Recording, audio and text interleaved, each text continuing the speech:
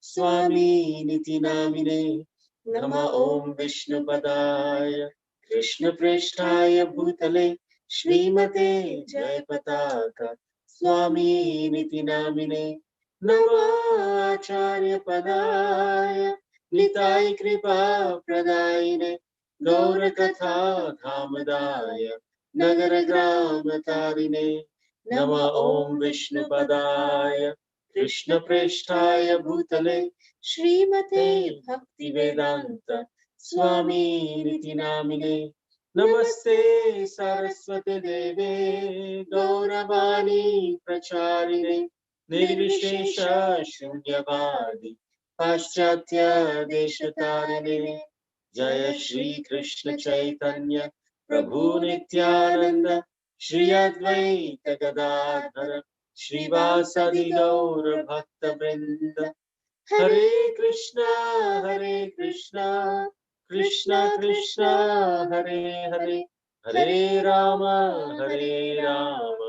Rama Rama, Hare Hare. Namo Mahavadanyaya Krishna Prema Pradayate Krishnaya Krishna Chaitanya Namne Gaura Tvishe Namaha. Aradhya Bhagavan Rajesh Tanayas Tadhama Vrindavanam Ramya Kachidupasana Vrajavadhu Vargena Vakalpita Srimad Bhagavatam Pramanamamalam Prema Pumar Mahan Shri Chaitanya Mahaprabhur Matamidam Tatra Dharana Para.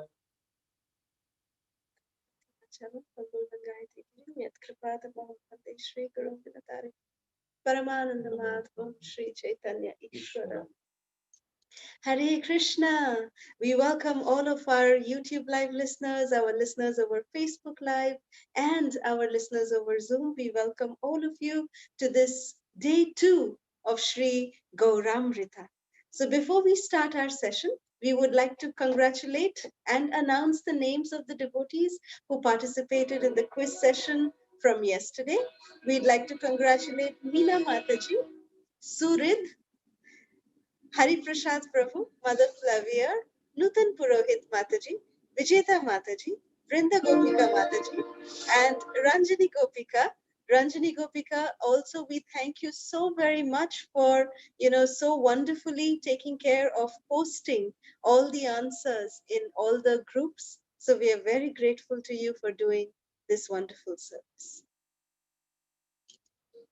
So today we will continue with the day 2 of Shri Gauramrita, the nectar of Lord Chaitanya's pastimes. Yesterday we discussed how Srila Lochan Das Thakur wrote Sri Chaitanya Mangala, Sri Vrindavan Das Thakur wrote Sri Chaitanya Bhagavat, and Srila Krishna Das Kaviraj Goswami, in all his humility, was instructed by Lord Nityananda himself to compile the Sri Chaitanya Charitamrita. Yesterday we mentioned that Lochan Das Thakur compiled Sri Chaitanya Mangala in 1520. Actually, he compiled it in 1537. He appeared in this world in 1520. So at the age of 17, he was so much dedicated to Lord Nityananda. He was one of the Parshad of Lord Nityananda, just like Meenaketana Ramdas that we heard about yesterday. And he wrote, Sri Lochan Das Thakur, he wrote Sri Chaitanya Mangala in 1537. In mid-1540s, Srila Vrindavan Das Thakur wrote Sri Chaitanya Bhagavat, and Srila Krishna Das Kaviraj Goswami wrote in 1557. So we just wanted to correct that. Yesterday we mentioned 1520 was the compilation of Sri Chaitanya Mangal. It is actually 1537. 1520 was the year when Srila Lochan Das Thakur appeared. So we apologize for that error. And today we discuss from Sri Chaitanya Mangal, because in Chaitanya Mangal and Sri Chaitanya Bhagavat, the childhood pastimes of Nimai have been compiled with utmost detail, more than even Sri Chaitanya Charitamrita. And in fact, Caitanya Mangala, the uniqueness of Caitanya Mangala is that Srila Lochandas Thakur gives a prelude to, the appearance of Sri Gauranga Mahaprabhu. Why did Lord Chaitanya appear? Why did Krishna decide to descend as a devotee? Why? Why did he do this? So these things are mentioned only in Chaitanya Mangala. So we thought that since we are doing a compilation of these three literatures, so this would be perfectly in sync with our chronology that we first discuss from Chaitanya Mangala, and then from tomorrow we will start Chaitanya Charitamrita and also combine Chaitanya Mangal and Chaitanya Bhagavat simultaneously. So today is the prelude to why did Krishna choose to appear and descend as his own devotee.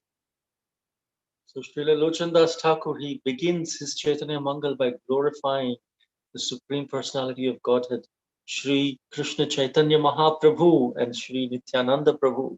All glories to Advaita Acharya, who is the abode of bliss and happiness. All glories to Gadadhar Pandit.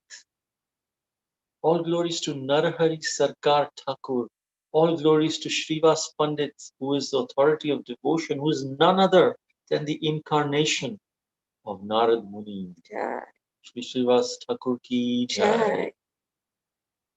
And he is just again and again bowing down to the lotus feet of the dear devotees of Lord Chaitanya. Shri Gaura Bhakta Vrinda ki jai. Jai. Please listen carefully to wonderful topics about the Supreme Personality of Godhead, Shri Krishna Chaitanya Mahaprabhu. In fact, it's said that previously two very, very intimate associates of Lord Chaitanya, eternal associates, they discussed the appearance of Sri Gauranga Mahaprabhu, the Golden Avatar. Who were these eternal associates? Sri Damodar Pandit and Murari Gupta, who also was the source of Sri Chaitanya Charitamrita by Srila Krishnadas Kaviraj Goswami. So here again, Srila Lochandas Thakur says, I am not speaking on my own. I am speaking on the authority of Sri Damodar Pandit and Sri Murari Gupta. So he says, Damodar Pandit asked Murari Gupta, can you please explain why Sri Gauranga Mahaprabhu appeared? I will be so blissful if I hear these topics. Why did he leave his Shyama Varna, which means the cloud blue color, and assume a Swarna Varna, Suvarna Varna Gaurango, Hemango? That how he assumed a golden form. Why? Why at all did he remove his dress as the eternal lover, the gallant lover of Srimati Radharani, and adopted the dress of a sannyasi? Why did he travel so widely to preach? Why did he cry when chanting, Hey Radhe Govinda? Why did he distribute Prema Bhakti in each and every home?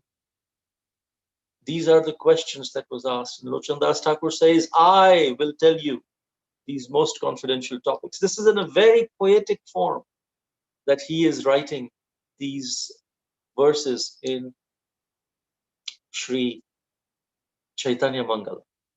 And then Srila Lochandas Thakur goes on to explain that Narada Muni, who's always, he's the transcendental spaceman, he's relishing and singing Krishna's names and qualities, he actually became very much distressed by witnessing that the upcoming Kali Yuga is, the people are so fallen, the people are so much in ignorance. They have no desire, no interest in any spirituality. How will these people be delivered? Narad Muni is an actual sadhu, a proper sadhu. He's thinking that how will these people be liberated? How will they get Krishna Bhakti? People in Kali Yuga.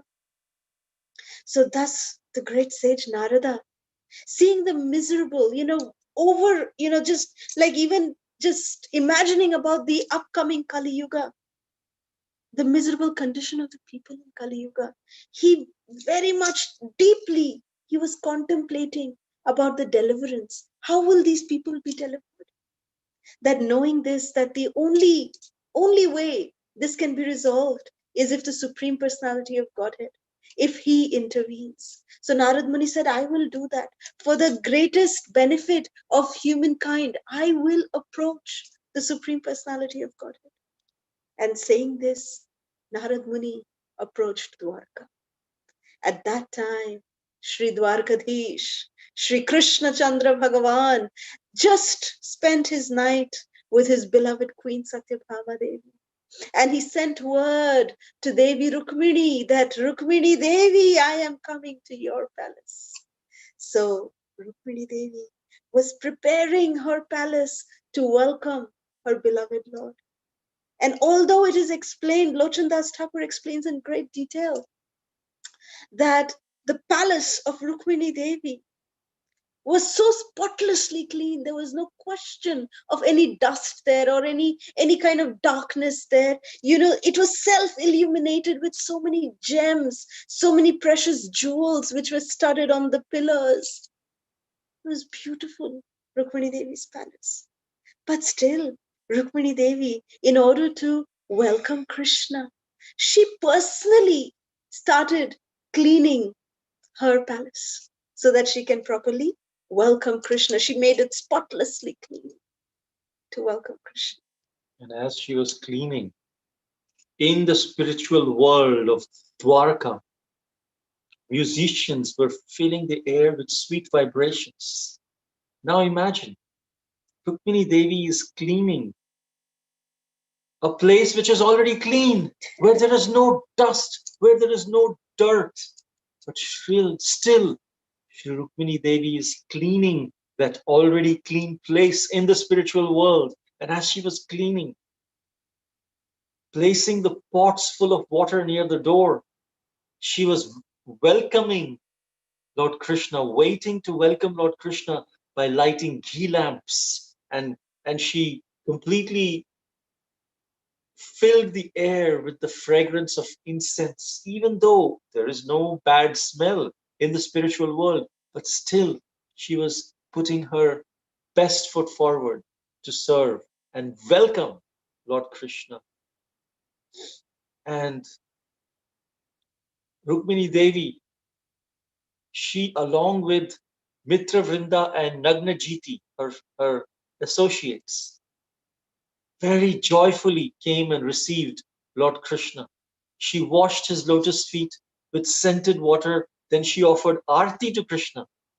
This is what we are doing. When we are doing arti to Lord Krishna, we are doing the exact same activity that Rukmini Devi is performing towards Sri Dwarkadhish. But the consciousness is completely different. If in this material world, in our temple, when we are doing arti, if we can perform with the same eagerness, excitement, and consciousness to welcome the Lord, just as Rukmini had done, then this whole place will transform into spiritual world for us. Spiritual world will be revealed in such eager service. Then, after offering arti, she took the lotus feet of Krishna, completely dependent on the lotus feet, took it as her only property, held them to her chest, and lovingly she looked at the Lord, crying uncontrollably, "O Chakrapani." Chakrapani means one who is the wielder of the disc of Chakra. You are so wonderful. She just could not say anything more. Chakrapani, Chakrapani. And Krishna was astonished. And yes, Rukmini Devi, why are you weeping, taking my lotus feet in your hands to your chest? Tell me, why are you crying? I just cannot understand why my devotee cries like this. Whole world knows you are my favorite. Who is more dear to me than you? Have I disobeyed any orders for you to cry? Why are you lamenting in front of me?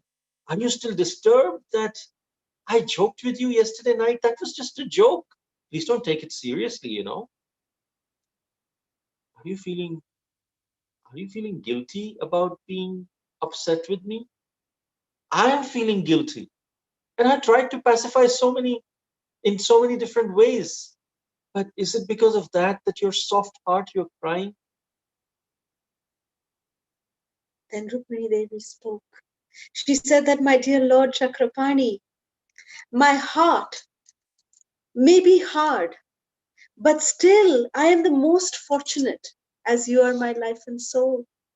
My Lord, your lotus feet are more dear to me than even you yourself. Your lotus feet is more dear to me than you.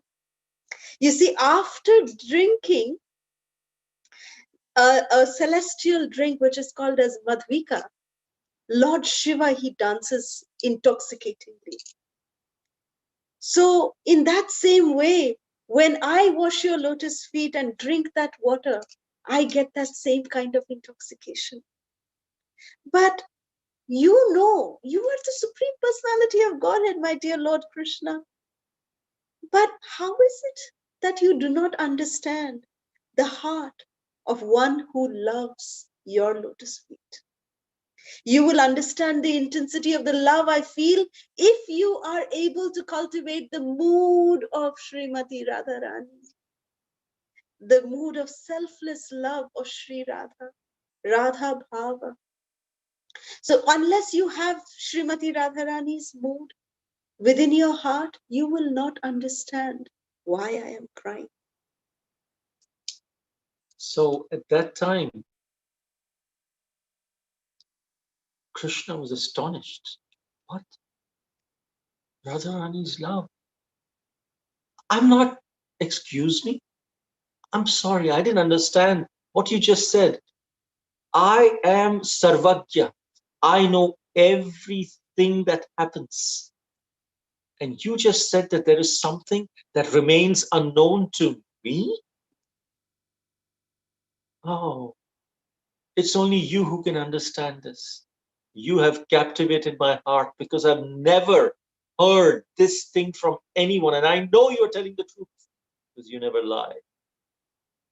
So, what is that rare substance that I'm unknown, that I don't know, which is most valuable in the three worlds? I can perceive the meaning of your words, but I'm still not able to perceive the meaning of your words. But just hearing them, I feel so blissful. I'm feeling blissful hearing from you that I don't know something. What is this? How can I feel blissful by hearing this? Please, I beg you, tell me that thing. What is it that I don't know? And how can I know that? Krishna begging to Rukmini Devi, to his devotee, to explain the nectar and the power of devotional service. And Rukmini Devi responds, she says, my dear Lord, you are the crest jewel of all transcendental qualities. Within your heart, you can know everything, but you cannot know why I am crying, even though everything else is known to you. You do not know the power of your lotus feet, and you don't understand the love that I feel for you. My heart weeps because I know that today you have come here to my palace, but soon you will leave from here and you will go away. The fragrance of your lotus feet is now spreading in my chambers, but soon it will be gone. Anticipating that, I am crying now. The fact that you're going to leave me and go away, I am crying. So this brings death to me. Just the fact to remember the fact that you're going to leave me, that is in itself killing me. Your pure devotees who lovingly clasp your reddish lotus feet, which is worshipable in the entire world. That is our only shelter. And the world becomes auspicious by worshipping such pure devotees who are attached to your lotus feet. You control all the three worlds, but no one can control you. So listen, my dear Lord, very, very carefully listen to me. I'm going to tell you something which is from the bottom of my heart. I have never revealed it to you, but today I am going to reveal to you. Whoever has intense attachment to serving your lotus feet will definitely taste transcendental ecstasy. I can experience that ecstasy of worshiping your lotus feet because I'm completely devoted, I'm completely surrendered to you. But my dear Lord, you you are the Supreme Lord. You are not surrendered to yourself. So how can you understand this ecstasy? Besides me, only Srimati Radharani knows how to relish these different mellows of devotional service. There are so many devotees, they discuss these topics day and night. They are always amazed by the unique quality of Srimati Radharani's pure love for you.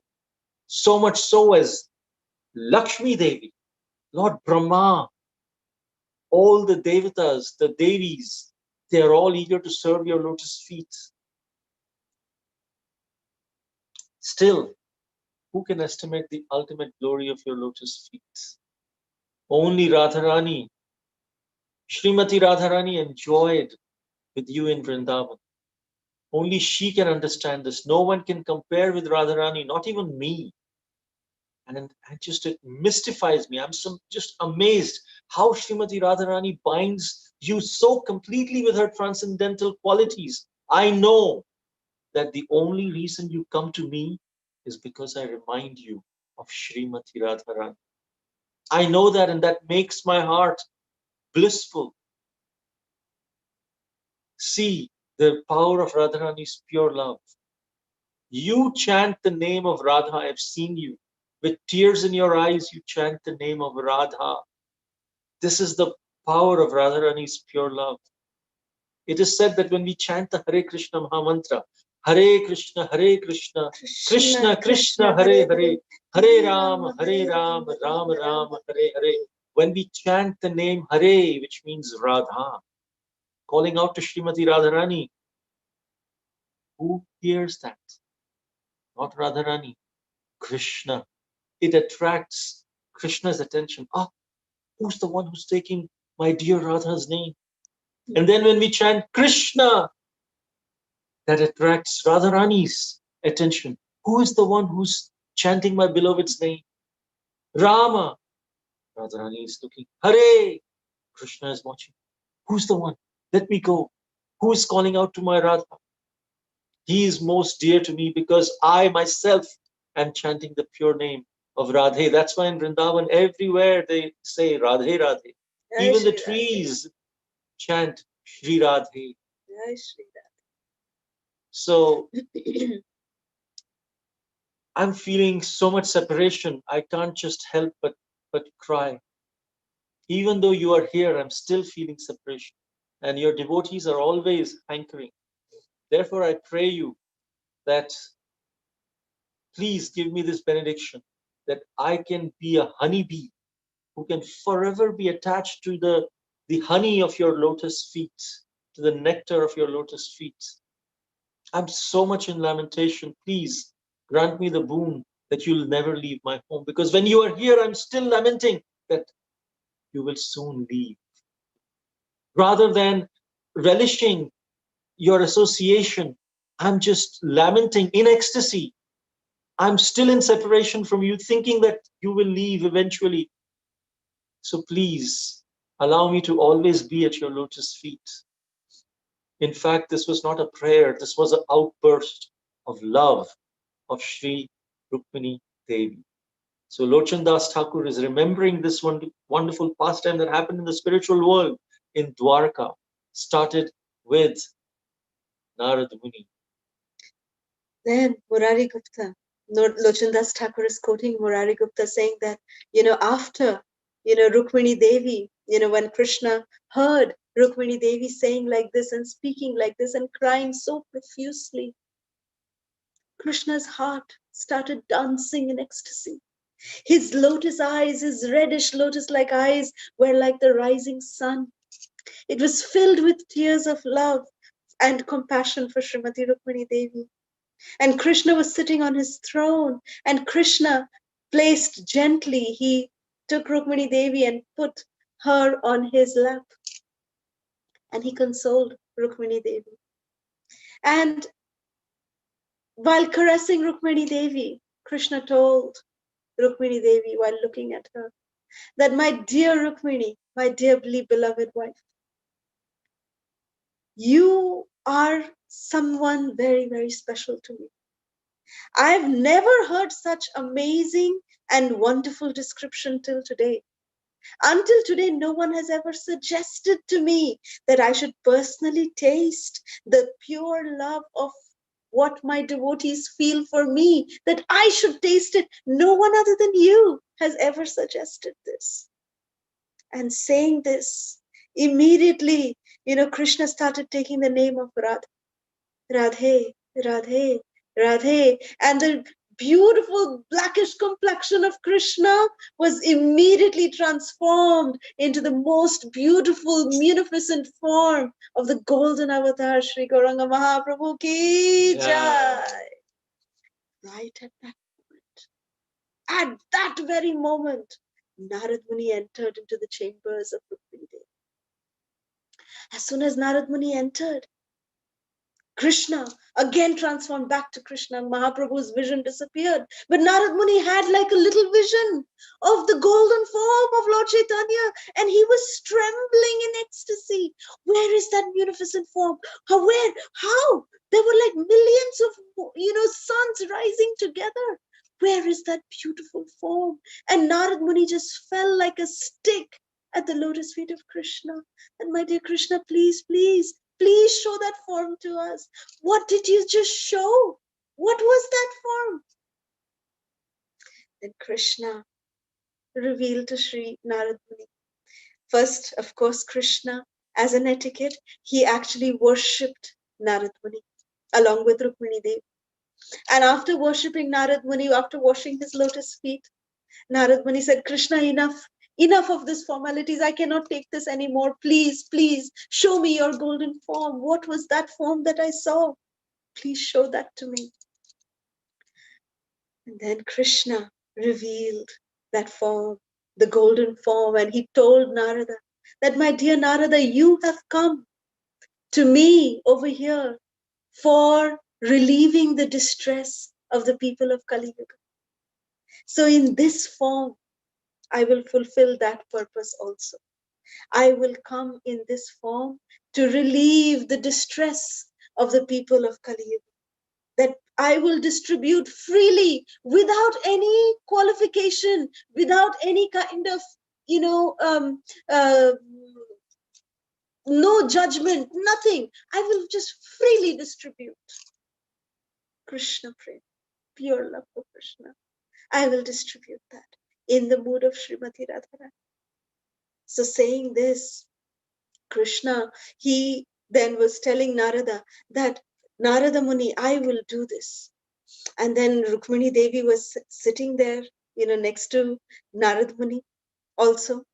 And Krishna then revealed to Rukmini Devi that, my dear wife Rukmini Devi, you have said that I do remember Krishna even now.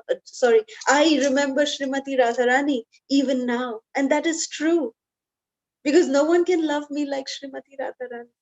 And therefore, the question that was asked by Damodar Pandit to Murari Gupta, that why did Lord Krishna give up his beautiful Natabara dress of that beautiful loving dancer? Why did he give up that kind of a dress and take on the saffron clothes of renunciation as Gauranga Mahaprabhu? Why did Lord Chaitanya take sannyas? Krishna revealed that also to Rukmini Devi and Narad Muni. And Krishna said that, since I have left Vrindavan and come here to Dwarka, Srimati Radharani, in my separation, she has accepted the Aruna Vastra. Aruna Vastra means, Aruna means sun, the rising sun, which is saffron in color, orange in color. So this saffron vastra, the saffron clothes are called as Aruna Vastra. So therefore it is said that Krishna said to Narad Muni and Rukmini Devi that simply to reciprocate with Srimati Radharani and her love for me, that in my separation, Srimati Radharani has given up her opulent dressing. She has given up her colorful dressing and she has accepted the Aruna Vastra. Right now, because of social commitments, I'm not able to reciprocate with her right now. But as Lord Chaitanya, when I come as Gauranga, as the son of Mother Shachi in Navadvip, in Mayapur Dham, at that time, I will reciprocate with this sacrifice of Srimati Radharani. And I will accept sannyas just to show to Srimati Radharani also that my love for her is, if not at her level, it is there somewhat to match her level. To just reciprocate with her selfless love, I will accept sannyas. I will also accept the Aruna Vastra. So this is the internal reason why Sri Gauranga Mahaprabhu accepted sannyas. And Krishna said that I will propagate the congregational chanting of the Hare Krishna Mahamantra. And I will freely distribute the Hare Krishna Mahamantra to everyone, because that also is a desire of Srimati Radharani. That Srimati Radharani had the desire that one time Maharaj Vrishabhanu was giving the dana, was giving charity to all the Brajvasis. It was Srimati Radharani's appearance day, and Maharaj Vrishabhanu was distributing charity to all the Brajvasis. And right there was Nanda Maharaj also came along with little baby Krishna, and they were distributing, all of them were distributing charity to all the Brajbasis. Srimati Radharani was watching, and she was seeing that Krishna, Nanda Maharaj, when they were giving food charity to everyone. But one person came, everyone was coming with some Patra, patra, which means a vessel, some vessel or the other, in which to pour the charity, the food that they are taking. One person came and he said, can I get some food? And Nanda Maharaj said, yes, sure. Why not? Show me your vessel. He said, I don't have a vessel. I don't have a patra. Patra means vessel. And Nanda Maharaj said, oh, I'm sorry. Krishna said, why don't you get a vessel? And then we will give you. Definitely, we will wait. We'll keep safe for you. But go and get a vessel. Go and get a patra. When Srimati Radharani saw this incident, her heart became very sad. Everyone is getting the mercy. Everyone is getting food charity. And this person, just because he does not have the patra, just because he does not have the vessel, he's not getting. I will come in Kali Yuga, and I will give mercy freely to anyone who is not even patra, who does not have. Patra means vessel. Patra in Sanskrit also means qualification. One who does not even have the patrata, the qualification, even to them I will distribute. Krishna is giving only if someone has the patrata, someone has a qualification. Surrender unto me. That if you surrender to me, aham tvam sarva papebhyo mokshayishyami mashucha, then I will free you from sinful reactions. Do not fear. But if you don't surrender, then what? Srimati Radharani, therefore, Krishna came as Gauranga Mahaprabhu in the mood of Srimati Radharani. And he does not give any condition. He just says, accept this Mahamantra. I'm not seeing your qualification or disqualification. This is the mercy of Sri Gauranga Mahaprabhu ki jai, Srimati Radharani ki Jai. So Krishna revealed these mysteries, these secrets to Srimati Rukmini Devi and to Narad Muni.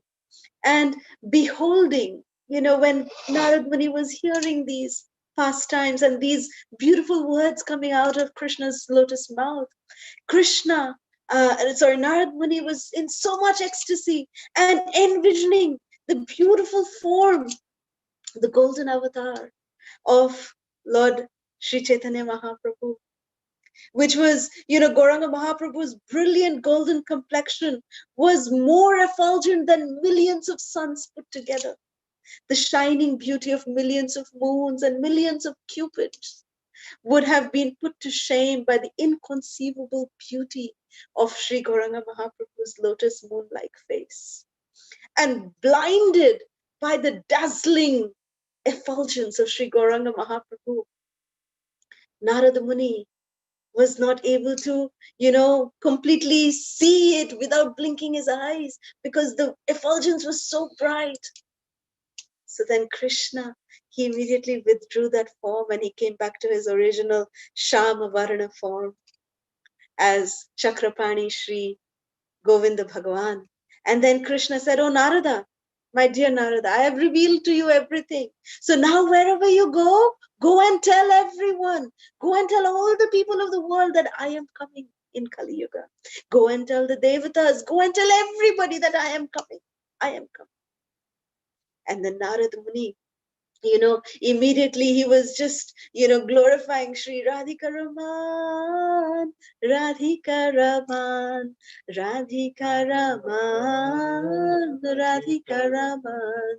So then Narad Muni, he then left Dwarka and he first came to the forest of Naimisharanya because he wanted to give this great news first to Uddhava, who was at Naimisharanya.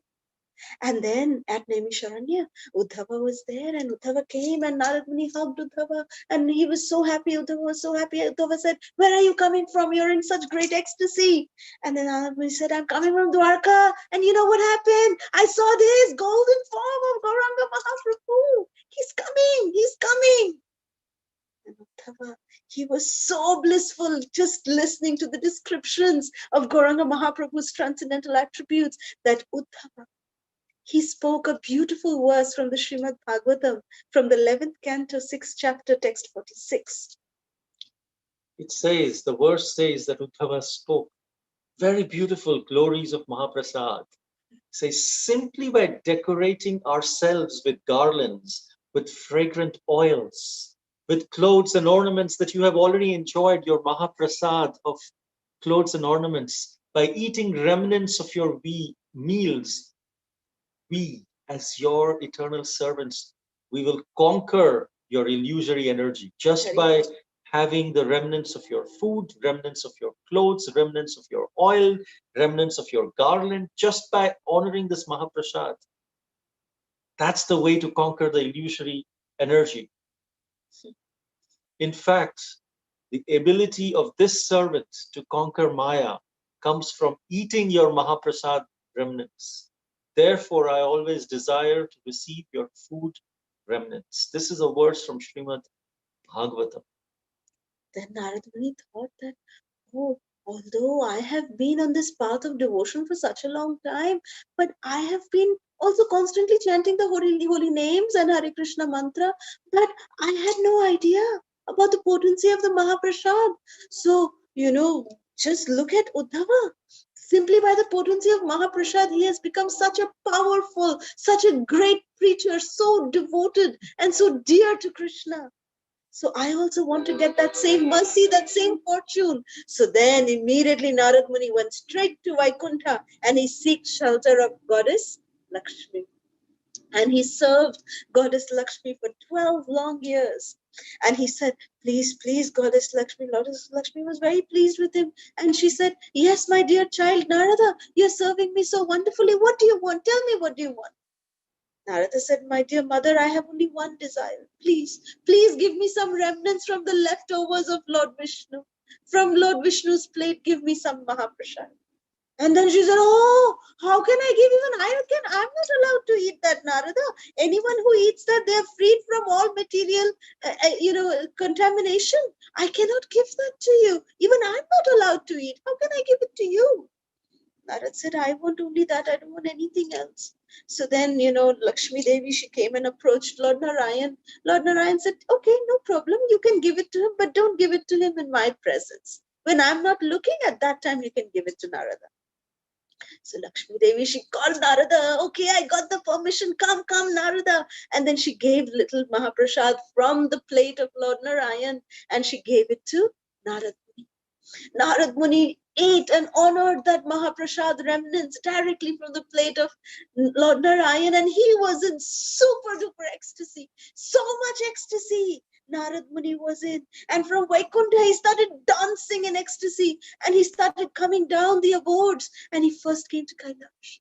And as soon as he came to Kailash, Lord Shiva was sitting there in meditation, and Lord Shiva said, hey Narada, my dear friend, what's wrong with you today? You're in some special ecstasy today. What is this special thing today? What happened? Tell me. Narad Muni said, oh, Mahashambhu, Shiva Shambhu, you know what happened? For 12 long years, I was serving Goddess Mahalakshmi. And she, by her mercy, she gave me the most rarest of all things, which is the Mahaprasad from the lotus plate, the nectar from the lotus mouth of Lord Narayan. She gave me that remnants. I had that. And that's why I'm in super ecstasy. She got very angry. She said, oh, Narada, I thought you were my friend. And you being my friend, you didn't think of me. You ate everything by yourself. Oh, Narada, that's so mean of you. How mean, chow mean? Why you didn't give me? Why you didn't think of me? So then Narada Muni said, oh, sorry, Lord Shiva. I forgot. And then he said, oh, Lord Shiva, look. I have, there is one morsel of rice that is stuck in my nail. Here, take it. And then Lord Shiva, he accepted that one morsel of grain from the nail of Narad Muni, and he accepted it, and he ate that one morsel of grain, and Lord Shiva started doing thunder. He started dancing like a madman. The entire earth was shaking. All the three planetary systems were shaking. Then Bhumi Devi, goddess earth, she came to Kailash and said, she told Parvati Devi, what is wrong with your husband? It is not yet time for the universal destruction. Why is he dancing like this? What happened? Goddess Parvati, she came out and she said, my dear husband, it is not yet time for the universal destruction. Why are you dancing like this? What's wrong with you? What happened? And then Lord Shiva, he joked with his wife and he said, oh, you won't understand. You are Maya. You are Maya Devi. You won't understand this ecstasy. She said, what do you mean I won't understand? You have to tell me. What is it? Please tell me. And then Lord Shiva said, oh, Narada gave me this, Mahaprasad, one grain.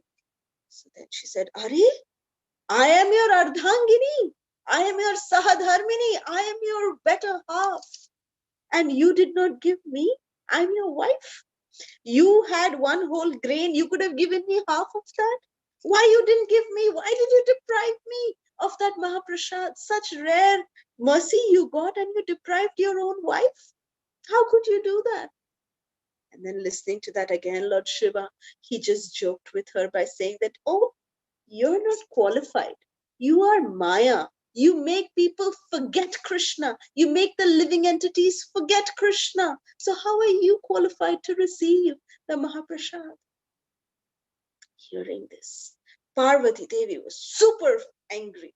And she said, how could you say this? I am the greatest Vaishnavi. If you are Param Vaishnav, I am Param Vaishnavi. And you are saying that I'm not qualified?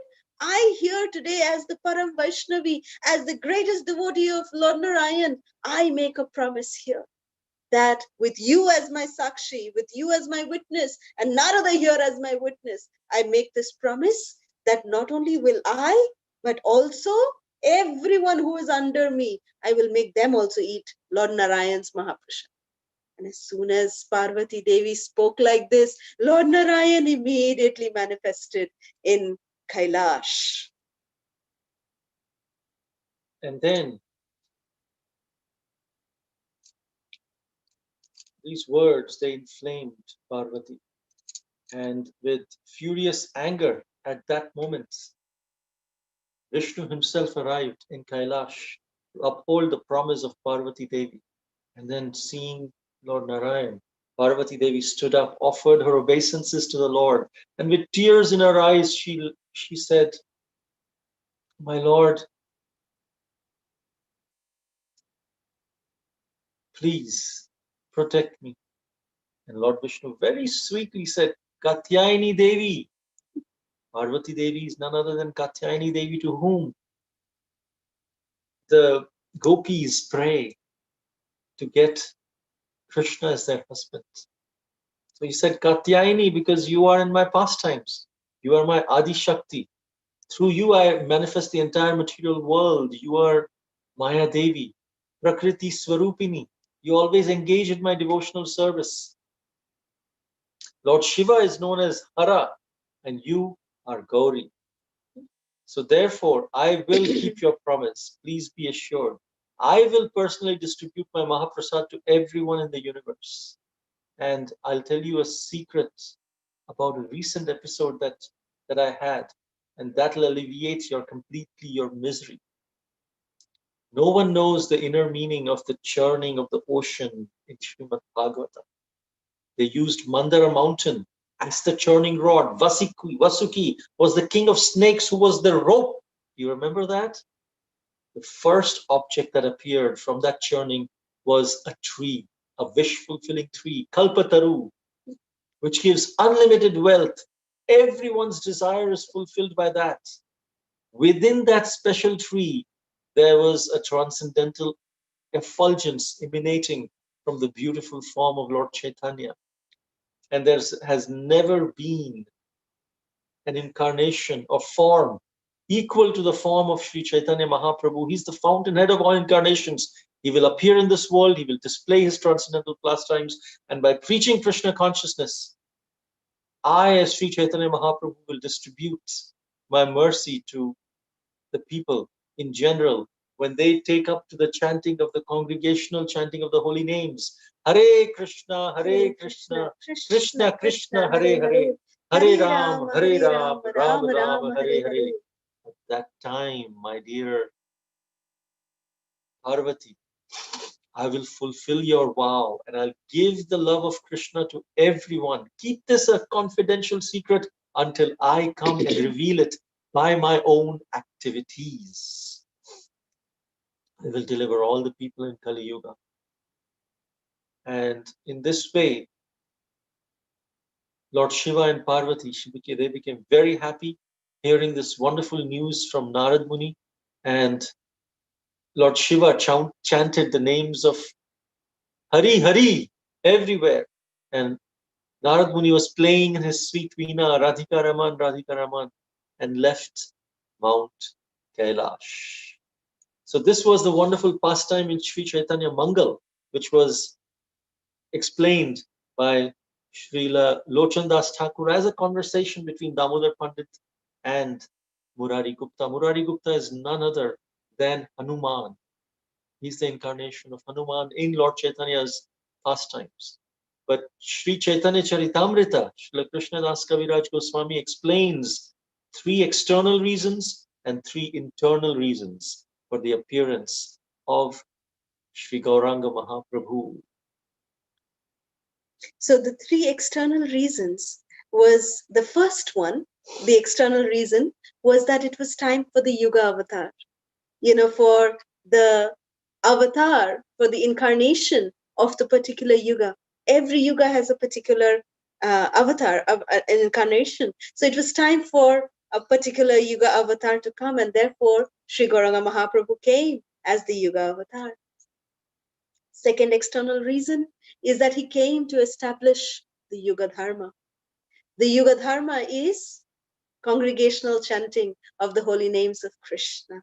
In fact, one time Sri Chaitanya Mahaprabhu revealed that actually The Yuga Dharma is association of the devotees of the Lord who are chanting the holy names. Because Krishna Varnam Tvisha Krishnam Sangopangastra Parshadam. What is his astra this time? Sangha Upanga Astra Parshadam. The Parshad, the association of Sangha Upanga, the association of devotees, the Sangha of devotees is actual Yuga Dharma. If someone is not chanting the holy name but associating with the devotees, he will eventually take up chanting of the holy name. But if someone is chanting the holy names and not associating with devotees, that chanting of the holy name may be subdued. Or even it may be left also, because the association of devotees is what actually fuels our bhakti for us to keep moving, for us to keep progressing.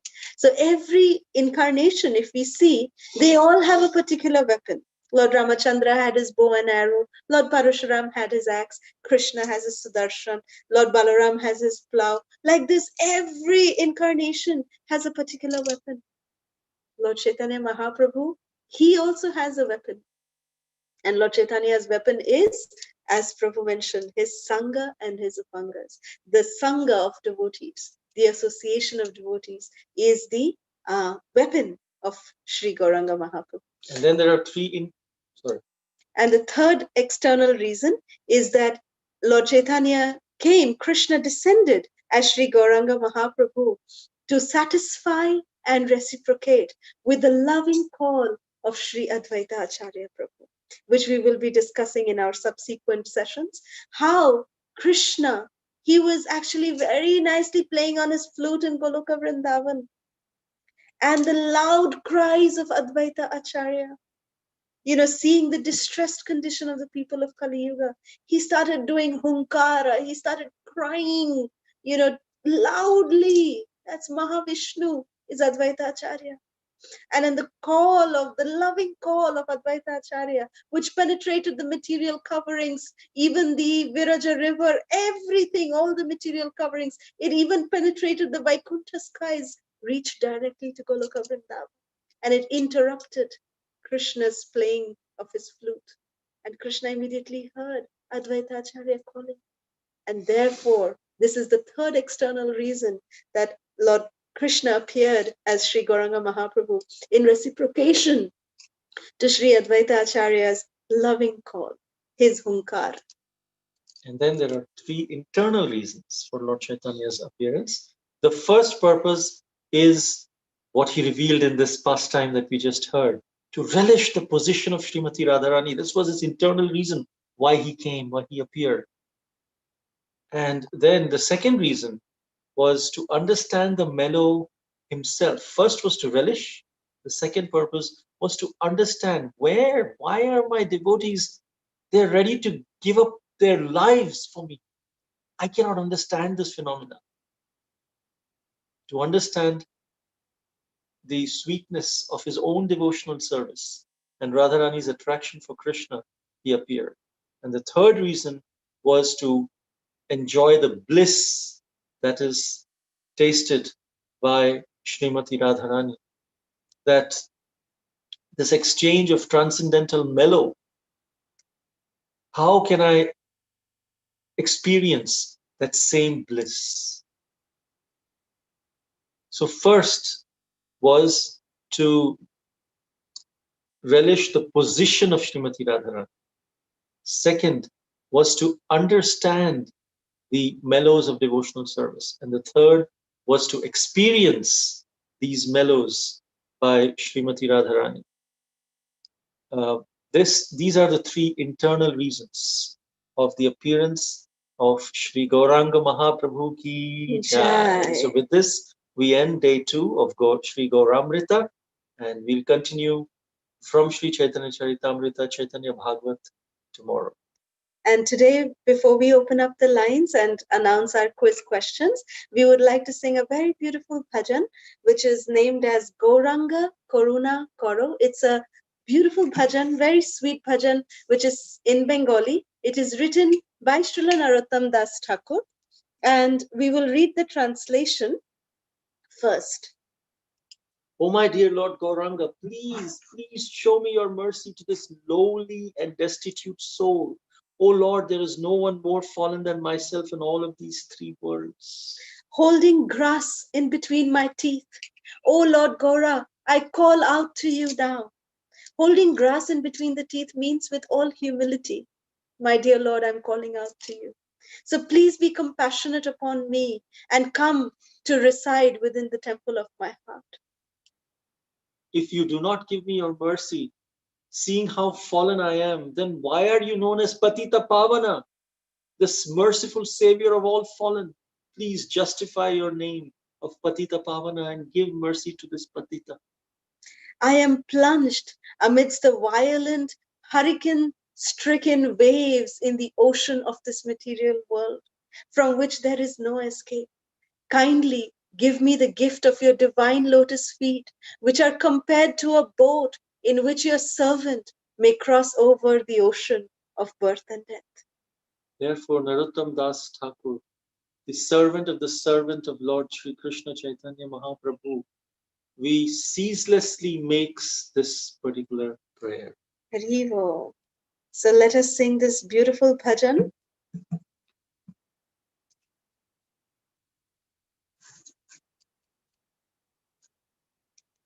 Gauranga Karuna Karo Vinahina Jani Doshama Patita Prabhu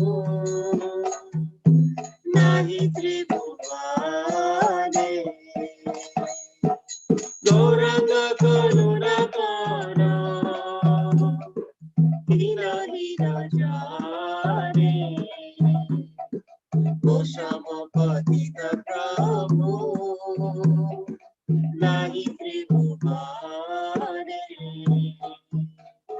Dante Tridhari Gaura Taki He Tomare Kripa Kori Esho Amar Hridaye Mandire Dante Tridhari Gaura Taki He Tomare Kripa Kori Esho Amar Hridaye Mandire Jodi Doya Na Koribe Patita Dekhiya Patita Pavana Dhama Kishera Lagiya Jodi Doya Na Koribe Patita Dekhiya Patita Pavana Dhama Kishera Lagiya পড়েছি ভাবা তুফানে নাহি কবি সারা শ্রীচরণ কারণ গানে দাসে করো পার পড়েছি ভাবা তুফানে নাহি কবি সারা শ্রীচরণ কারণ Dase Koro Para Shri Krishna Chaitanya Prabhu Dase Ranudasha Prarthana Koro Ishada Narottama Dasha Shri Krishna Chaitanya Prabhu Dase Ranudasha Prarthana Koro Ishada Narottama Dasha Gauranga Karuna Koro Hina Hina Jani Doshama Patita Prabhu Nahi Tribhuvane Hare Krishna Krishna, Hare Hare, Hare Rama, Hare Rama, Rama Rama, Hare Hare, Hare Krishna, Krishna Krishna, Hare Hare, Hare Rama, Hare Rama, Rama Rama, Hare Hare. Jai Shri Gauranga Mahaprabhu ki Jai. Srila Narottam Das Thakur ki Jai, Srila Prabhupada ki Jai, Srila Gurudev ki Jai. So before we open the lines for the quiz, before we open the lines for question answers, let's have the quiz session. Oh, I think we don't yet have the quiz sessions. So we can open up the lines. Kirti?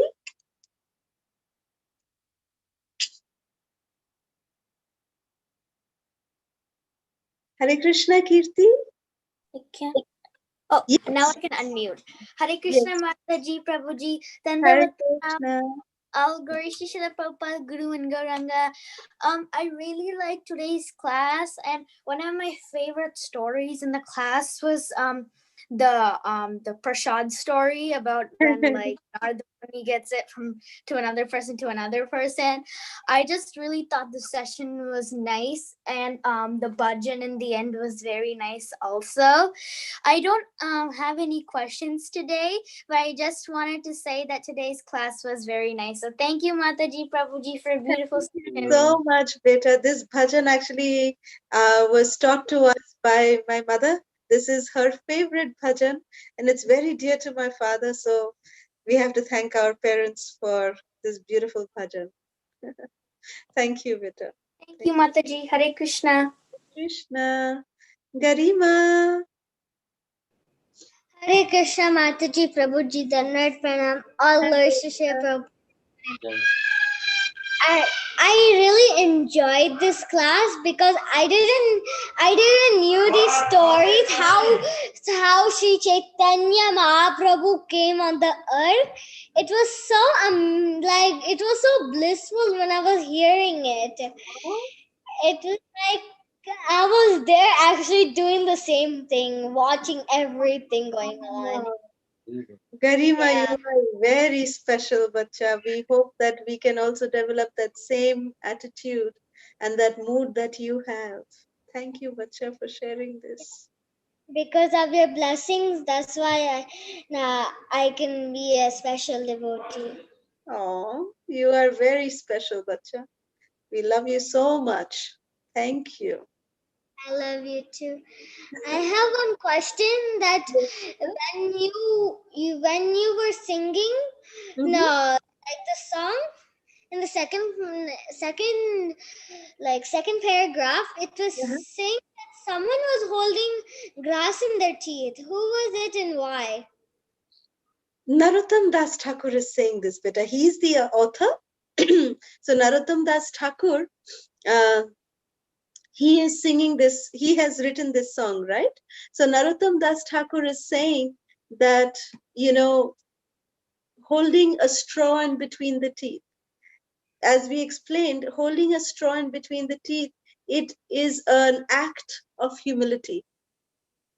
That I am more, like how it is said, Trinada Pisuni Chena, that we must be more humbler than a blade of grass. So when we put a straw in between our teeth, we are showing to the Lord that, my Lord, we are really, really wanting to show that we are humble in front of the Lord.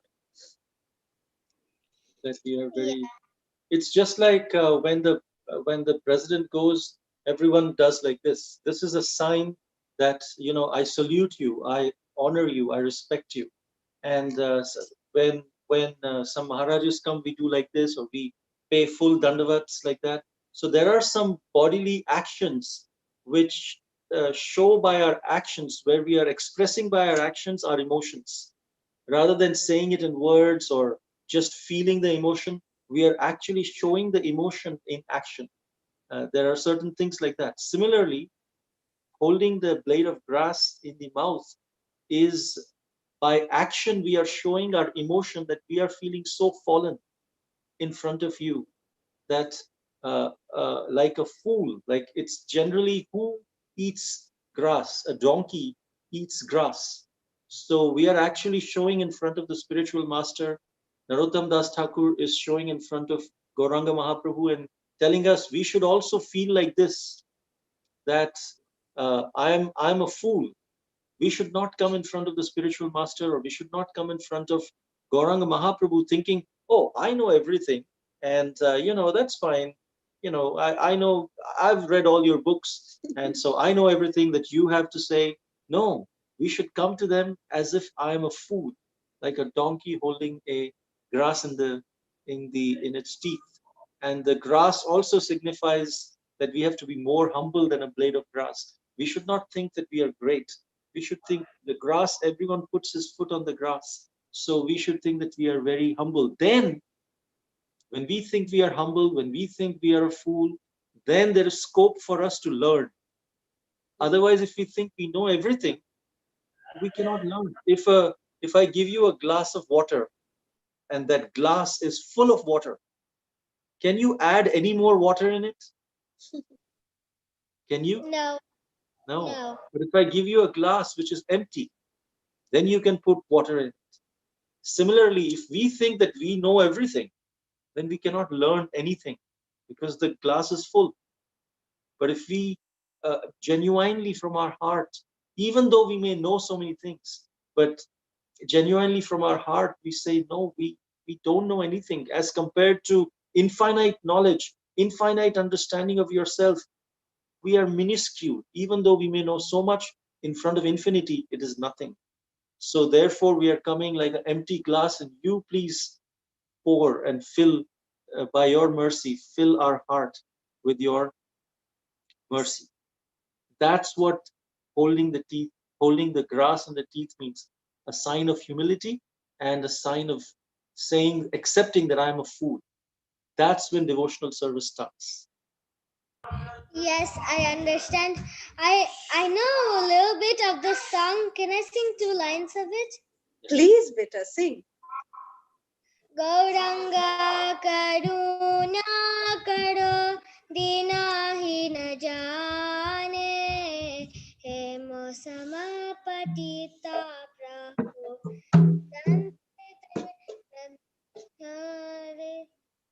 Haribo, very nice tune, very nice tune. Beautiful. Very nice tune, bacha. Thank you. Thank you, Prabhuji. Thank you, beta. Haribol.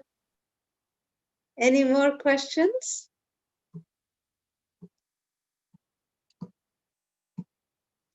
Aditi Lata Mataji? Hare Krishna Mataji, Dandavat Pranam, all glories to Srila Prabhupada, Hare Krishna Prabhuji, Dandavat Pranam. So I have, the class was wonderful, but I have a little bit doubt that Gauranga Prabhu has actually come as Chandra Avatar, right? So there are two of, every yuga has one avatar, right? So Kalki also is an avatar or no? Yes, Kalki is also an avatar. Sri Chaitanya Mahaprabhu is also an avatar. But they are different kinds of avatar, different categories of avatar. So there are 6. Sri Chaitanya Mahaprabhu himself is explaining when he explains to Sanatan Goswami teachings to Rupa Goswami. We will learn that Sri Gauranga Mahaprabhu said there are 6 kinds of avatars. There is the Shaktya Vesh avatar, there is Purusha avatar, Yuga avatar, there is Manavantra avatar, Guna avatar, and Leela avatar. So Kalki is a Leela avatar in Kali Yuga, and Gauranga Mahaprabhu is Yuga avatar of Kali Yuga. And also Gauranga Mahaprabhu, he, just like Krishna, he is not considered to be part of an incarnation. Like Krishna is Ete Chamsa Kala Pumsam, Krishnastu Bhagavan Swayam. Krishna is Bhagavan Swayam. This is described in the Srimad Bhagavatam, that Krishna is not an incarnation. Krishna has descended himself. So similarly, Lord Chaitanya, he is called as the Avatari, means he is the source or he is the fountainhead of all the incarnations. So that also, because that is Krishna himself who has come with the mood of Srimati Radharani. So that's not an incarnation. This Lord Chaitanya, this is an eternal form of Lord Chaitanya who is residing in the Goloka Vrindavan, in a corner of Goloka Vrindavan, the topmost corner of the Goloka Vrindavan is Mahaprabhu's Dham, which is called as Shvetadvipa. We will discuss all of this also, but so Mahaprabhu is not really an incarnation, so to speak, also. Although he is the Channa avatar, he is the covered incarnation, and he is also considered to be the Yuga avatar because he established the Yuga Dharma. That's why he is Yuga avatar. But Lord Chaitanya is considered to be avatari. He is the source or the fountainhead of all incarnations, just like Krishna. Wonderful. Thank you very much. Thank you for the explanation.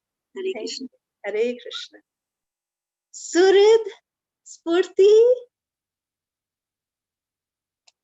Hare Krishna Mataji. Dandavat pranams. Hare Krishna, Krishna. Beta. Hare Krishna. I have one question from. So I had a question that if Krishna is a Yuga avatar. If Krishna is Krishna a Yuga avatar? You're asking that? Yeah. Yes, just like how Lord Chaitanya, because Lord Chaitanya also came to establish the Yuga Dharma. Krishna also came to establish Yuga Dharma as he established in the Bhagavad Gita, Paritranaya Sadhunam Vinashaya Chadushkritam. So he came to establish Dharma. So in that sense, Krishna is Yuga Avatar also. But Krishna, again, he is the fountainhead of all incarnation, means he is the source of all incarnations. He is the original Supreme Personality of Godhead. Yuga Avatar is someone who comes and establishes the Yuga Dharma for that Yuga. For Kali Yuga, the Yuga Dharma is chanting of the holy names in the association of devotees, congregational chanting. So Gauranga Mahaprabhu came and he established the Yuga Dharma. In Dwapar Yuga, the Yuga Dharma is actually deity worship. So the Yuga Avatar, there are different avatars, and it's explained that in Satya Yuga there is a Hamsa Avatar. There is who is the Yuga who establishes Yuga Dharma. In Treta Yuga there is another avatar. In Dwapar Yuga there is another avatar who actually establishes the Yuga Dharma. But Krishna is the avatari. He's the source of all incarnations, just like Gauranga Mahaprabhu is. But it's still debatable if Krishna is one of the Yuga avatars or not. But he is definitely the avatari, and yeah, that is for sure. But Krishna did establish the Yuga Dharma in some sense or of the word, like he established the Dharma, so that sense Krishna can be also, just like how Lord Chaitanya did. So similarly, Krishna can also be in some way, but again, he is the source of all incarnation. Okay. So Mataji, does this continuously happen in the other universes also? Simultaneously? Yeah. Yes. Like even now, Krishna's pastimes are going on in some different universe. His Bhauma Leela is going on somewhere or the other in some different universe. It is going on. Okay, right at this very moment, Krishna is speaking Bhagavad Gita somewhere to Arjuna. The situations may be different, the circumstances may be different, the number of verses that Krishna is speaking may be different, but the bottom line is that Krishna's pastimes are going on eternally. That is a fact. So even Chaitanya Mahaprabhu appeared like that? Yes. Yes. Yes. Okay, Mataji, thank you. Thank you. I also like today's class, and I also like the Prasad story. Oh, thank you, Vita. Thank you. Thank you. Mataji. Thank you, Mataji. Thank you, Vita. Thank you. Hare Krishna. Any other questions? I think the Yeah. question, yes. Hare Krishna, Mataji. Hari here. Hare Krishna, Prabhuji. And with pranam, both of you. All glories goes to Sri Gauranga Mahaprabhu and Prabhupada as well. So I have one question, Mataji, simple question only. Today's session is very, very, very nice. I enjoyed a lot. Uh, so recently also I started into this Krishna consciousness, right? So they guided me like first we need to go through Bhagavad Gita and then Bhagavatam, then only we need to go for Chaitanya Charitamrita. But I didn't read at all Bhagavatam. I didn't read at all. Just now I completed Bhagavad Gita. So is that fine, Mataji? I can, because I'm making a notes of it, whatever you're saying, so I can hear and write it right. No problem in that. It's perfectly okay. Okay, that's what my question is, Mataji. That's all. Nothing else. Yes, it's perfectly all right, because you know what we are speaking, although it is from the Chaitanya Charitamrita, but I think you were also with us. Weren't you with us when we were doing the Bhagavatamrita? No, no, Mataji. I wasn't. I joined with you like that Navadip Parikrama. From During the there, I joined. Okay, Yeah, okay. yeah. Come to know from that Parikrama only. Okay. Only thing is, just like Srila Prabhupada says that before we read Bhagavad Gita, we should at least theoretically accept Krishna as the Supreme Personality of Godhead. Prabhupada says in his purports and introduction and everything.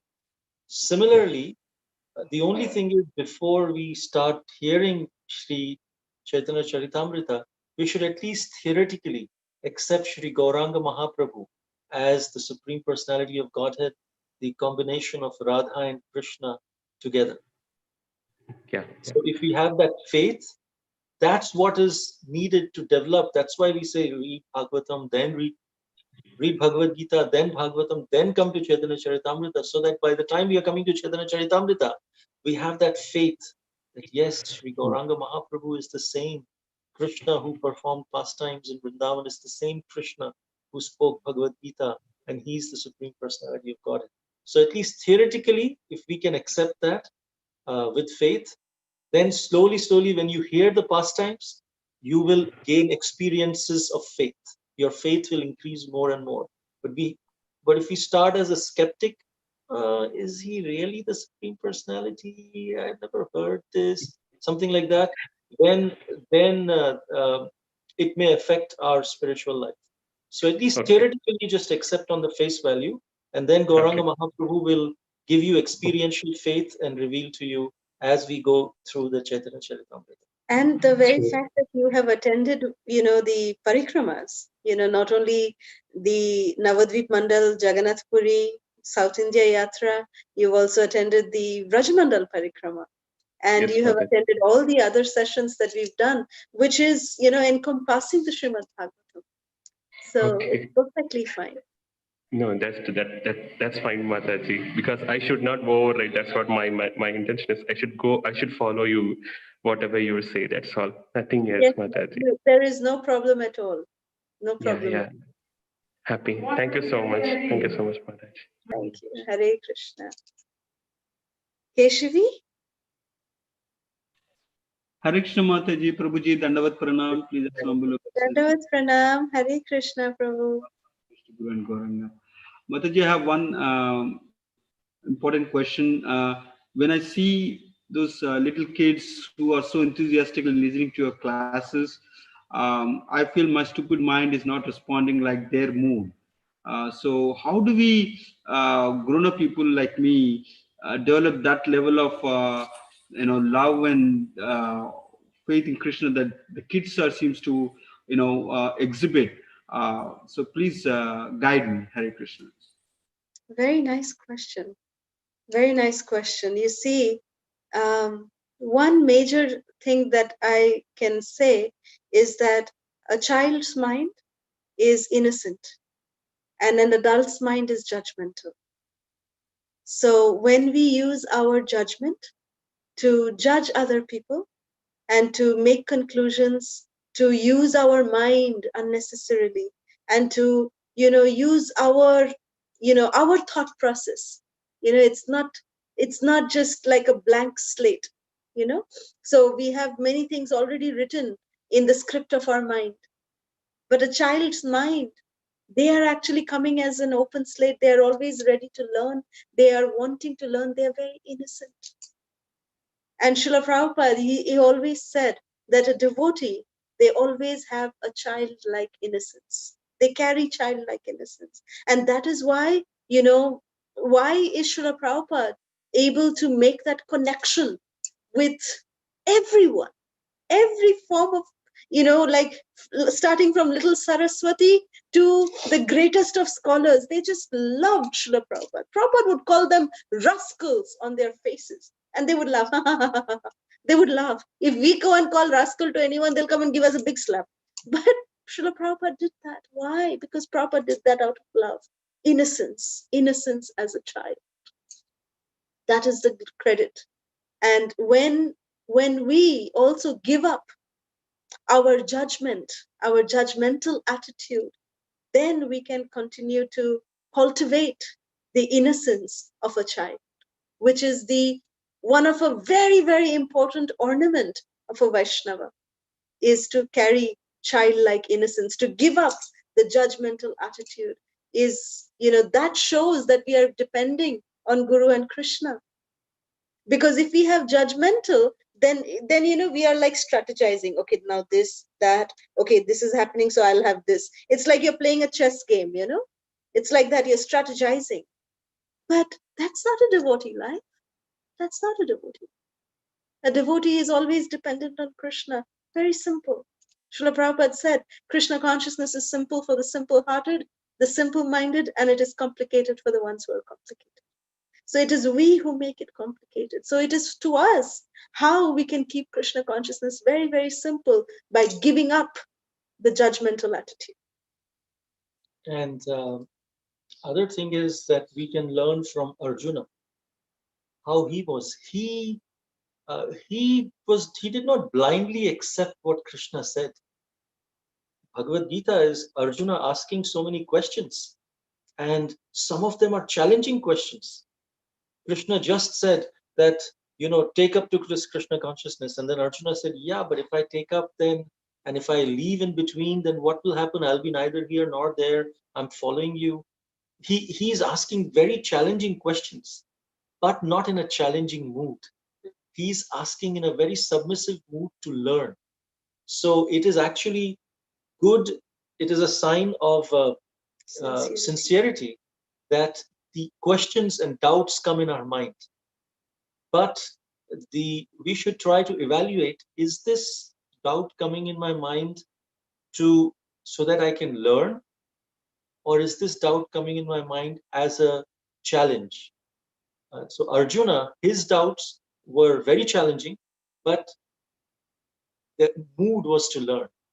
So I think the kids are also doing the same thing. The kids, if we see many of the kids, they're asking wonderful questions. Many of the questions are also very challenging. Sometimes the greatest challenging questions come from the children. And then it's very, and then we have to actually come into the mood of the innocence of a child to explain the answer as well. But even though their question is challenging, their mood is to learn. And if we can inculcate that, we'll be very happy and satisfied in asking these questions as well. Or when these questions come in our mind and to express it, it will be very nectarian and very wonderful. So having questions is not an issue, but we should evaluate our mood as to why this question is coming. Is it to learn, or is it with some other motive? And if it is to learn, then it will be blissful. Tadvidhi pranipatena pariprashnena sevaya upadeshanti te jnanam jnaninas tattvadarshina. Krishna himself has said that you must approach a self-realized soul and render service unto him and ask questions. Ask questions. Tadvidhi pranipatena pariprashnena. You ask questions. But in what mood? Sevaya. In the mood of service. In the mood of, gratitude. Not as a challenge. And all the questions that you and Mataji have been asking have definitely been in that mood. So continue doing that, and I'm sure you'll be I mean, you are already in that mood, and maybe you are asking it for others, benefit of benefit others. of others. But yeah, that's what we can say. As of now. Hope that answers your question, Prabhu. Yes, very much, Prabhu, Mataji. Especially the word that you use, judgmental. I mean, that seems to be the reason why I don't exhibit that level of, learning thirstiness. So, yeah, I will correct myself. Hare Krishna.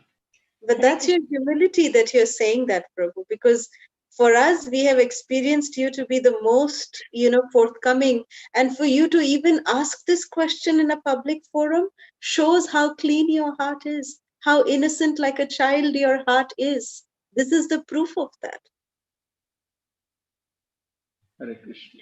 And that's exactly what Prabhu was saying, that this shows your, the questions that yourself, Keshavi, have always asked is always shown us your genuine attitude of service.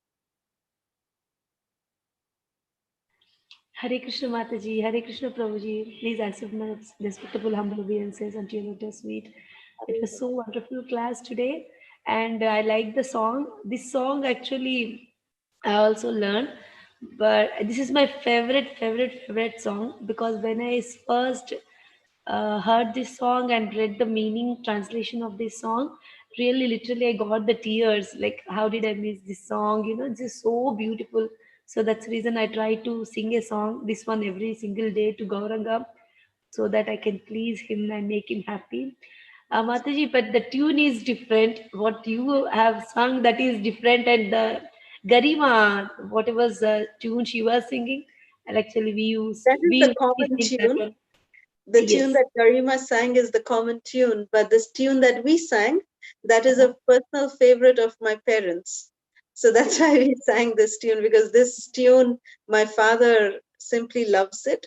So therefore, this is a Mayapur tune, and Mayapur devotees, they sing this particular bhajan in this tune. That's why we sang it in this tune. Yes, Mataji. It was so good, Mataji, actually. Though so beautifully you both sang, actually. We loved that one. No? So, Mataji, I don't have any questions, but just I want to confirm it. Like,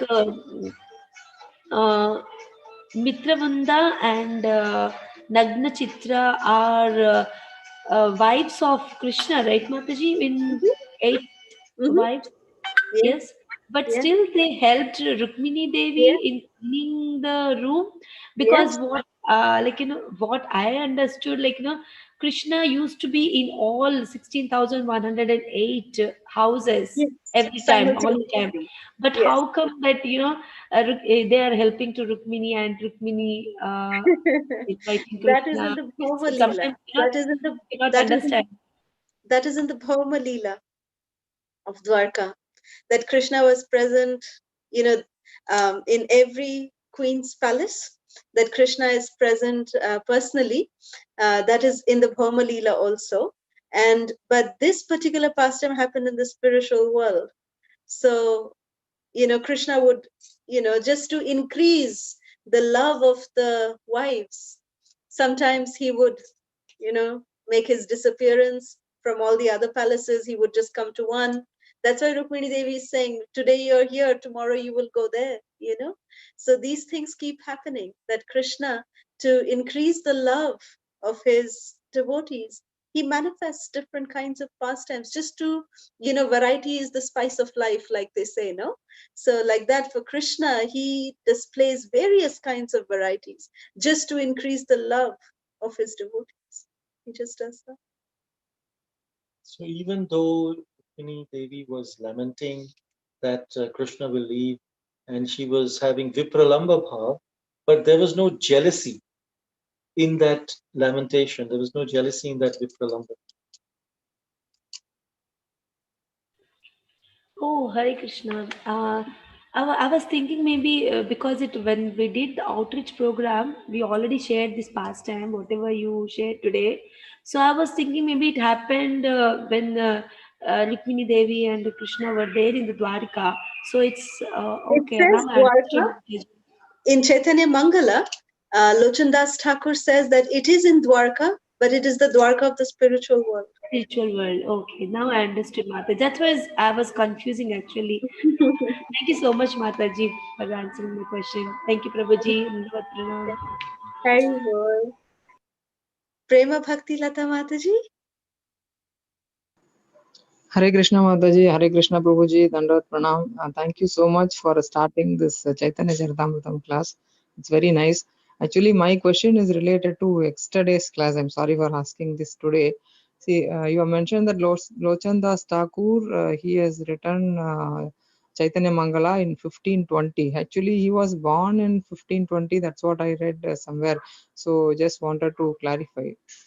And, Yes. and one more place it is mentioned that the Shakabda is 1445 and 1527, the lifespan of Lochan Das Thakur. So I'm a little confused. If you could clarify, that would be great. Thanks, Mataji. Hare Krishna. Hare Krishna. Yes, in the beginning of today's class, if you heard in the beginning, we corrected that thing. You are right that 1520 is his appearance, and he compiled in 1537. It was still before Chaitanya Bhagavat or Chaitanya Mangal of Vrindavan Das Thakur, but it was in 1537. We corrected that today in the beginning of this class today. So yes, you are correct about that. Okay, Prabhuji. Thank you. Okay, Mataji. Hare Krishna. Thank you. Thanks a lot. Hare Krishna. Garima, you have another question, beta? Or is it Champakalata? Hare Krishna, yes, Mataji. Hare Bol, Dandavat pranam, Champaka. all goes to Srila Prabhupada. Please accept my humble obeisances. Champaka, So can much you for speak such a an little nectarian louder? We class. can't hear you that well. Yes, Mataji, can you hear me now? Yes. Can you hear me? Okay, wonderful. I was saying thank you so much for such a nectarian class, and we really relished it. I didn't know actually I don't know anything in Chaitanya Charitamrita, but yeah, I really loved hearing the three external and internal reasons. I have a question, Mataji and Prabhuji, from Bhagavatam actually, because me and Garima are on second canto right now. And this question been there, but I'm always confused that what is the difference between incarnation and expansion? And along with that, I have another question. When we say Srila Prabhupada is Shakti-Avesh avatar of Krishna, and I was reading in Srimad Bhagavatam the incarnation and expansion part, and it was said that the Lord sometimes empowers his associates. So I just want to ask you humbly again, not in the challenging mood, No, please, but don't worry about that. Of course. humbly manner that. So if Lord empowers some associate with a special, so so isn't that associate is not the I'm not doubting Srila Prabhupada's place at all. No, that's not. But I'm just trying to understand what is exactly it means Shakti-Avesh avatar, so that my concept is clear. So is it incarnation of the Lord, or is it that Lord gives special powers in that? I'm just trying to understand. So Very nice questions. So the first question was, what is the difference between incarnation and expansions? So yes, incarnation in Sanskrit, it is avatar. Avatar, actual translation of avatar is to descend. Avatar means to descend. That's the actual translation. And so when Krishna takes an avatar, he descends from the spiritual world to the material world for a particular purpose. Expansions may not descend to the material world for a particular purpose. It's only when they descend from spiritual to material world, that's avatar, that's incarnation. But like, for example, it is explained that Krishna, he expands himself into Balaram. And when he's he's extremely happy, then if you take that happiness out of Krishna, that takes the form of Srimati Radharani. And then Balaram expands as the spiritual world and the spiritual paraphernalia. And he then expands into Pradyumna, Aniruddha, Vasudev, Sankarsha. Then from there, Lord Narayan appears. From Lord Narayan, the second Chaturvyuha appear, the Pradyumna, Aniruddha, Sankarshan, and Vasudev. Again, this is the second set of Chaturvyuha.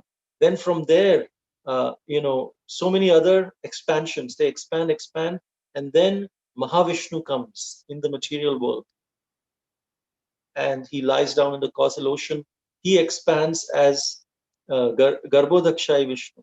In the Garbhodak ocean, from his navel, the lotus stem comes. And then he expands himself as Kshirodakshay Vishnu into each and every atom. So these are all expansions. But Lord Rama, Krishna descends as Lord Ram. That is avatar. He has a particular purpose. He's not expanding himself as Lord Ram. He is, of course, Krishna has 64 qualities, Lord Ram has 60 qualities, but he is descending. Similarly, Narayan, he comes to give, for example, he gave darshan to Dhruva Maharaj. Nrsingadev, he descended. He's an incarnation because he's an avatar. He descended. Krishna descended as Nrsingadev. But so in short, expansions can be avatars. Like avatars can be expansions, but all expansions are not avatars. Does that make sense?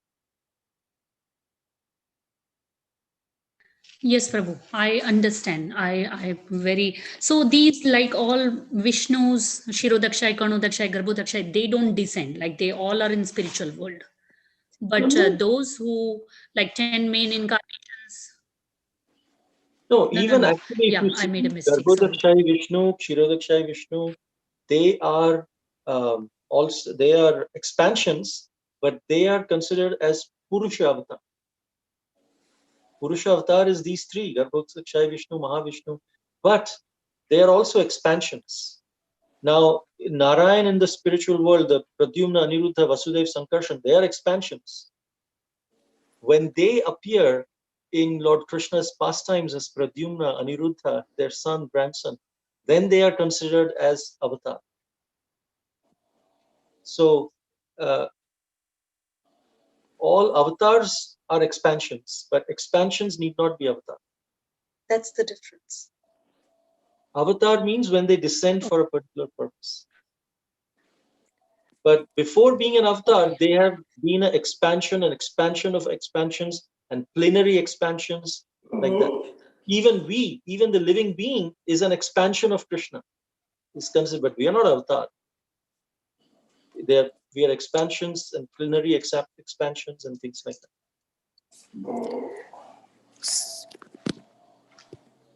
Yes, I understand now much better. Thank you so much. I appreciate it.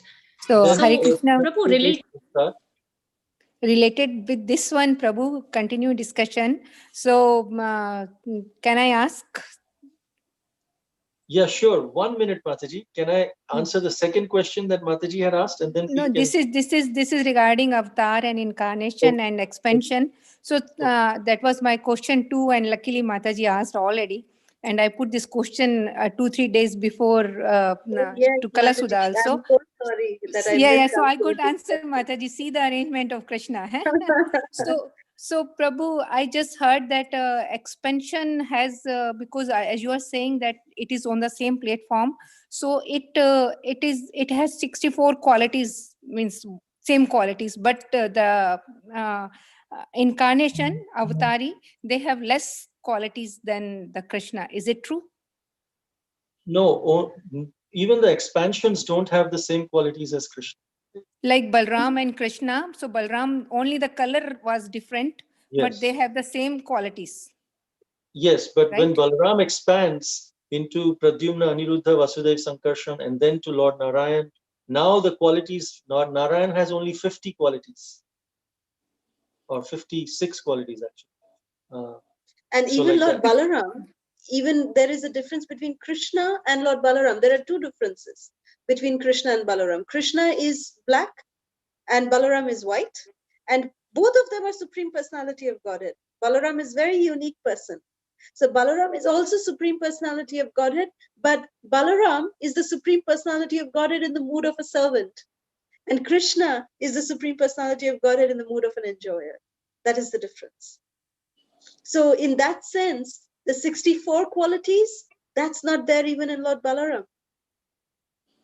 Even like he's not having Venu Madhuri. He's having Rupa Madhuri. He's having Leela Madhuri. But he Bhakta Pariveshtita, but he doesn't have Venu Madhuri. So there's a difference. In fact, he tried. Lord Balaram tried to get Krishna's flute and said, "Why are you, I will also dress as you." He had a peacock feather and he took Krishna's flute and started just for half a day. Just for half a day.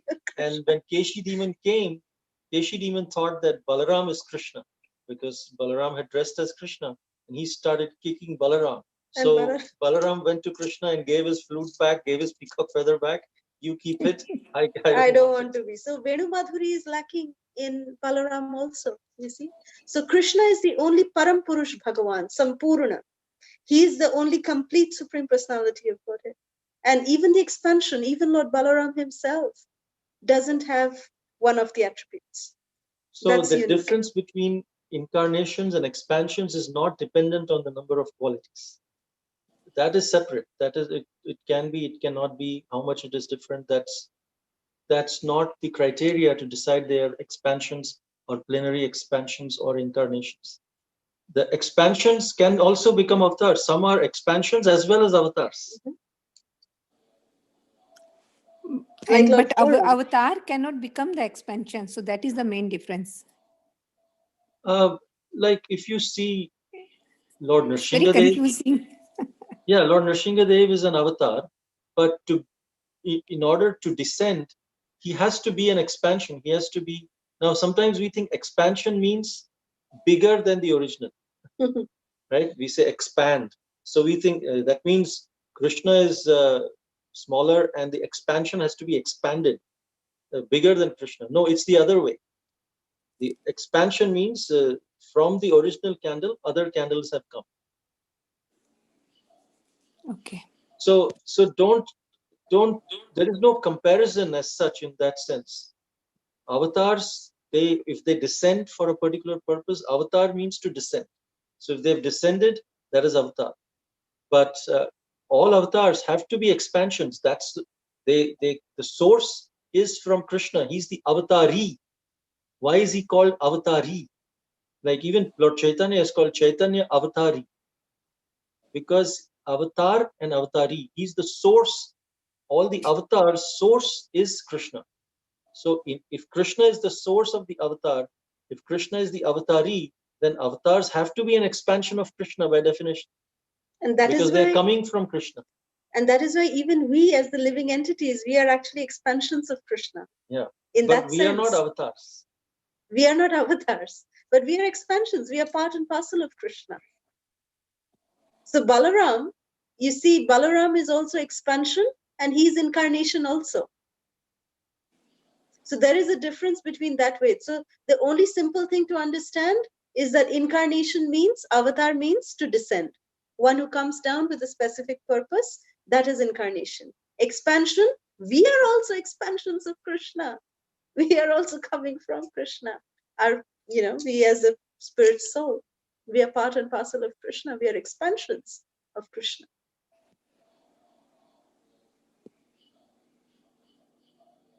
Hope that answers your question, Mataji. Yes, Mataji. And Champaklata Mataji, please continue. Thank you. Yes, so the second question was about Shaktivesh avatar. Shaktivesh avatar, is it Krishna coming or not? So Shaktivesh avatar typically is a living entity who is empowered by the Shakti of the Lord. Special potency. Like Srila Prabhupada, like even Prabhupada says Jesus Christ was a Shaktivesh avatar. Prophet Muhammad was a Shaktivesh avatar. Vyasadev is a Shaktivesh avatar. Vyasadev is a post. And the only thing is that the person who's occupying the post of Vyasadev in this particular millennium is Krishna himself. Krishna Dvaipayan Vyas. But in the next millennium, Ashwatthama will be Vyasadeva, the next Vyasadeva. So Ashwatthama, he's suffering this whole millennium. In the next millennium, he will be the post of Vyasadeva. He's a living entity, but he'll be empowered by Krishna to compile the scriptures. Because to compile these scriptures, which are in the sound form, in an authentic way, without changing their meaning, and to have that same potency is not an easy thing. No one can just from their mind just do it unless they are divinely empowered. So they're living entities. Prabhupada, he in no unequivocal terms, he said, I am a living being. He didn't say I am God, even though some devotees try to say he's God, but no. But he's empowered by the energy of God. That is Shaktiavesh Avatar. So typically, Shaktiavesh avatars are living entities empowered by the special potency of the Lord to do some Herculean mission on his behalf. And sometimes if no one is available, no living entity is there, then Krishna himself comes expands as the Shaktiavesh avatar. Like Krishna Dvaipayan Vyas, for this time's Vyasadeva. So does that answer your question, Champakalata? So Prabhuji Mataji, is it still considered as avatar because it's not Krishna himself, right? Like, is it? It's Krishna's energy, Krishna's potency, like you mentioning. So is it? What avatar means descent. What has descended is Krishna's potency has descended upon them. In that sense, they are avatar. Like Srila Prabhupada is called as Senapati Bhakta. You know, Lord Chaitanya has predicted about Srila Prabhupada. You know, Srila Prabhupada said that Prophet Muhammad and Jesus Christ, they have been predicted in the Bhavishya Puran. They have been predicted. So, you know, they are incarnations in that sense of the word, that they have come down with special potency invested within these living entities. They've come with the special mission of the Lord. Like Pitama Bhishma. You know, Pitama Bhishma also, he's a empowered living entity. And it is said in Bhagavatam, Krishna Shakti, in Chaitanya Charitamrita, Krishna Shakti Vina Nahitar Pravartana. That without special potency of Krishna, no one can preach also. So if someone is preaching, they also have been given some potency. It may not be to the extent that Srila Prabhupada is as a Shaktiavesh avatar, but the potency is given. Anyone, even if a little child is speaking about Krishna, it's not easy. That means they have been divinely inspired and empowered, but not to the level of a Shaktiavesh avatar. Shaktiavesh avatar means they are specially chosen like that. So I hope that answers your question. Yes, it's actually a big help, and I just want to clarify. We were reading this 2 days before, and since 2 days, this was Garima's question. That what is the difference between expansion and incarnation? She kept on asking, and I said, I don't understand. Let me ask. So this was actually her question, and we were simultaneously reading about Shaktiavesh Avatar. But along with that, if it's not getting too late, I'll just ask real quick. It was in the same harmony, and there was, I think, 5 categories. I don't remember, Kala, Guna, Ansha, and Yuga Avatar in the Bhagavatam. It was in the same line when we were discussing about incarnation expansion. So is it that according to like Yuga, like you explained today? So, but it was not in detail in Bhagavatam, like what does these 5 things mean? So I was just wondering that. That is why Srimad Bhagavatam is university level study and Chaitanya Charitamrita is postgraduate level. Lord Chaitanya explains all these details about Bhagavatam, these things that we said. There is Krishna, Balaram, spiritual world. All of this is actually from Chaitanya Charitamrita. It's not mentioned in Bhagavatam. And all of this will be described in detail by Lord Chaitanya when he's talking to the 2 brothers, Rupa and Sanatan. So it's all coming up in Chaitanya Charitamrita. There's a lot of philosophy. We feel that Chaitanya Charitamrita means, oh, it's the pastimes of Lord Chaitanya. No, it's actually extremely deep philosophy. Extremely deep philosophy. Imagine just one word, Atmarama, is explained in 54? 21 different ways. One word, Atmaram. So that's how deep Chaitanya Charitamrita is. So stay tuned. And Bhagavatam will be clarified because of reading Chaitanya Charitamrita. Yes, actually, me and Garima, we every day read Bhagavatam. From first canto to 12th canto, we will do the Bhagavatam. Okay, that is only if we have your blessings. And we request your blessings to bless us so that we every day continue reading our Bhagavatam. So that's why she had major question. That's why I said, let me ask. Even I could not understand. So thank you so much for clarifying. This is a really big help for both of us, and we are very grateful to you for your association and guidance and help in every respect. Thank you. Definitely taking us on a whole new journey of Chaitanya Charitamrita is very enlivening, blissful. Every day we are looking forward to the classes. Thank you so much. Thank you so much, Champaka. Thank you. Hare Krishna. Anjali Mataji. Hare Krishna Mataji, Prabhuji, Dandavat Pranam, Hari Bol. I feel I don't have enough faith for Sri Chaitanya Mahaprabhu as an incarnation. It's just because Srila Prabhupada says and Guru Maharaj says, that's why I tend to believe that he's an incarnation of the God. And what can be done to develop that faith? How can that faith be developed? But Lord Chaitanya is not an incarnation. Lord Chaitanya is actually directly Krishna himself. Krishna himself, yes. And to develop that faith, you continue doing what you're doing. Hear Sri Chaitanya Charitamrita. If you hear, at least theoretically, like you have faith because Prabhupada has faith. You have faith because Guru Maharaj has faith. So yes, that's how we start. That at least because they are saying we theoretically accept, yes, Lord Chaitanya is the Supreme Personality of Godhead. Now when we read Chaitanya Charitamrita with this faith depending on the faith of Prabhupada and faith of Guru Maharaj, then slowly Lord Chaitanya will reveal that as a fact to us as we hear his glories with this preliminary faith. Just like when we start on a journey with a GPS, if it is the first time ever that you are using a GPS, we may not have enough faith in that GPS. We are using the GPS the first time only because others have used it, others have recommended it, others have said, yes, I used this GPS and it took me to the right destination very quickly. Try that, use that. We don't have any experiential faith because we've never used it.